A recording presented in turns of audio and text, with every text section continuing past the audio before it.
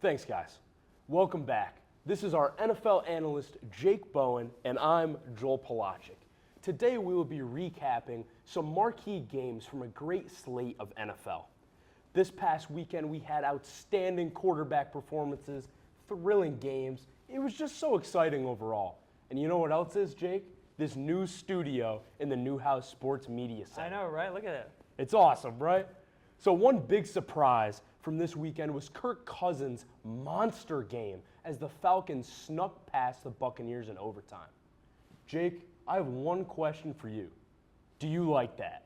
We like that, Joel. What a performance from Kirk Cousins. A career-high 509 yards through the air, 4 touchdowns. It's the most for a Falcon quarterback since Matt Ryan's 503-yard performance in 2016. I think Atlanta has finally found their guy.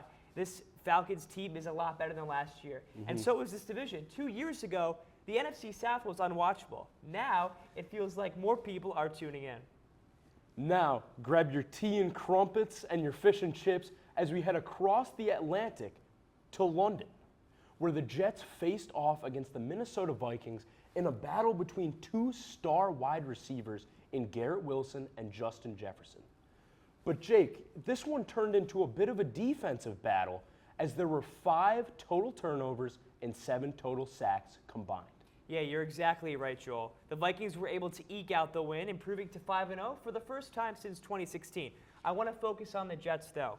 Another sloppy performance by Aaron Rodgers. Last week, it was the first time Rodgers did not throw a touchdown pass at home. And after his 3 interceptions from last week, I'm really concerned for this New York Jets offense. It's the best New York offense I think I've ever seen on paper, but they're performing subpar, and that's really concerning to me. Obviously, a lot of time to fix that, but with the breaking news of Robert Saleh, the head coach, being fired this morning, I don't know if they can push through that adversity.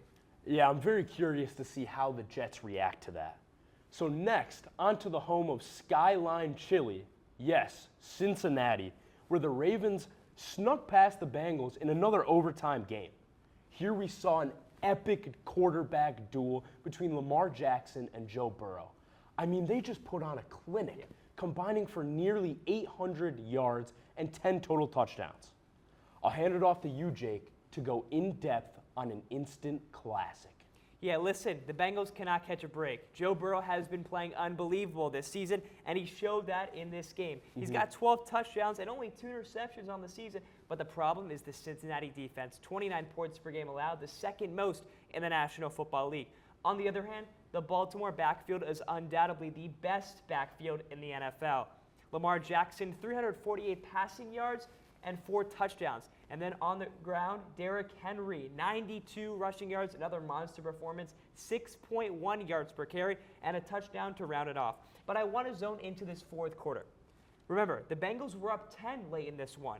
On a 2nd and goal, Lamar Jackson fumbles the snap, but then picks it up, rolls out to his right, stiff-arms Sam Hubbard, who, by the way, leads the Bengals with sacks, and he's able to throw a crossbody throw between 2 defenders to Isaiah Likely, a monster catch and a critical moment in that game that would propel them to the win.